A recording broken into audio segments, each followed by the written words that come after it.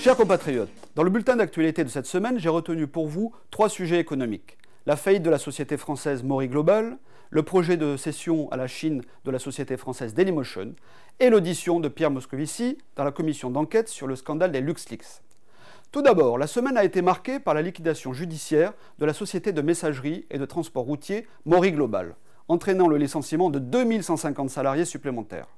En 2 ans, ce sont donc près de 5000 salariés qui se retrouvent au chômage, rien qu'avec cette société, après une première faillite. Le bilan social est d'autant plus lourd que Maury avait des sites partout en France. Il s'agit d'une des plus importantes faillites depuis une quinzaine d'années, aussi retentissante que celle de Moulinex au début des années 2000. Maury Global évoluait dans un secteur économique qui a subi depuis des années une concurrence déloyale des entreprises européennes, et notamment des pays de l'Est. L'issue était hélas prévisible sur le marché français, car ces entreprises hors zone étaient plus compétitives grâce à leur monnaie nationale, à une main-d'œuvre à bas coût et à des charges sociales plus faibles. Arcol, le double actionnaire, malgré 17 millions d'euros d'aide publique et des coupes sévères dans les dépenses, n'a pas réussi à faire rebondir l'entreprise, soumise à un environnement concurrentiel totalement intenable. Au total, 5000 chômeurs victimes de cette casse sociale. Le chômage de nos compatriotes reste encore et toujours la variable d'ajustement économique. Les salariés payent décidément un lourd tribut aux politiques économiques ultralibérales voulues par l'Union européenne et appliquées par les gouvernements UMPS successifs depuis plus de 20 ans.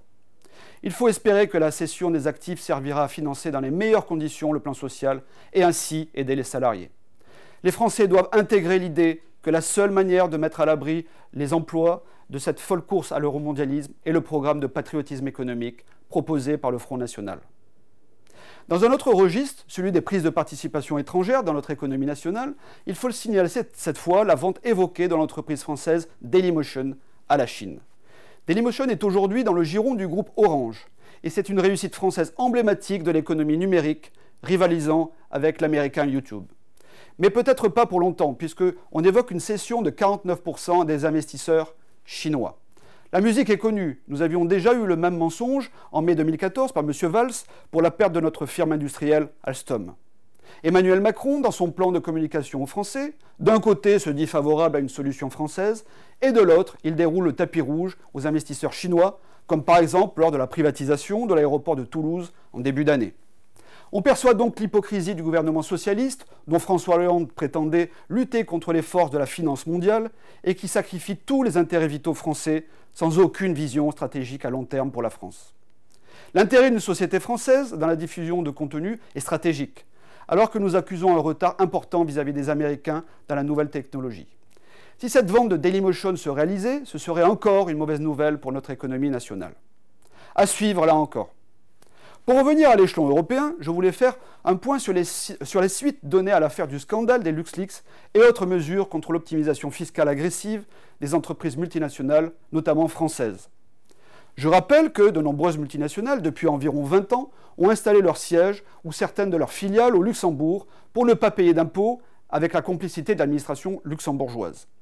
Les initiatives de la technocratie bruxelloise se bousculent. L'OCDE et la Commission européenne y vont aussi de leurs recommandations pour pallier tous les problèmes liés au mondialisme. Pour donner le change à l'opinion publique européenne et désamorcer ce scandale de détournement par les multinationales des recettes fiscales au détriment des contribuables des États membres, le Parlement européen a créé une commission spéciale, Taxe, dont je fais partie, censée rendre ses conclusions en 6 mois.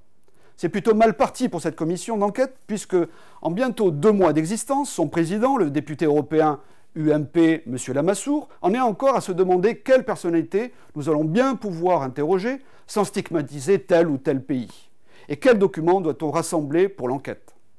Toutefois, Pierre Moscovici était auditionné lundi dernier par cette commission. Je lui ai demandé si, en tant que commissaire européen, outre s'occuper de la transparence fiscale future, il comptait agir pour faire restituer à la France les énormes manques à gagner fiscaux. J'ai aussi demandé que ce soit les pays victimes de ces détournements qui récupèrent les sommes et non les États voyous. M. Moscovici a éludé comme d'habitude la question, ce qui signifie clairement non. On comprend mieux les priorités de l'ancien ministre des Finances français, qui aujourd'hui sert M. Juncker, le principal responsable de ce scandale européen. Pour M. Moscovici, c'est sa carrière avant l'intérêt de la France. Mais ce qui est vrai du Luxembourg l'est aussi des Pays-Bas ou de l'Irlande, qui ont eu les mêmes pratiques. Je vous tiendrai informé des développements de cette affaire. J'espère évidemment que la lumière sera faite, mais d'ores et déjà, Je crains que la montagne européenne accouche d'une souris et qu'il n'y ait comme souvent aucun responsable. Un mot enfin pour féliciter nos élus au départemental de dimanche dernier. Au soir du premier tour, le FN, seul face à toutes les coalitions partisanes du système, est de toute évidence la première force politique, avec un nombre de 5 100 000 voix exprimées. Au deuxième tour, nous obtenons 31 cantons. C'est à la fois 31 fois plus qu'avant, certes plus de 2000 cantons, mais ce mode de scrutin nous défavorise. Il est insupportable pour les citoyens de voir que certains départements sont dirigés par des partis minoritaires en voix. Le FN arrive en tête mais n'obtient aucun élu. La démocratie en France n'a plus de représentativité que le nom, et la caste UMPS et leurs alliés de circonstance ont détourné à leur profit les modes de scrutin pour se maintenir en place. C'est une crise majeure qui semble pourtant n'émouvoir personne. De l'Assemblée nationale au Sénat, en passant par les grandes villes ou les départements, la France des élus n'est pas la France du peuple. Pour paraphraser le mot célèbre de Gambetta, la France des départements est un miroir brisé dans lequel ne reconnaît pas son image. La seule solution est une réforme locale des modes de scrutin autour de la représentation proportionnelle dans le seul but qui vaille le pouvoir au peuple, par le peuple et pour le peuple.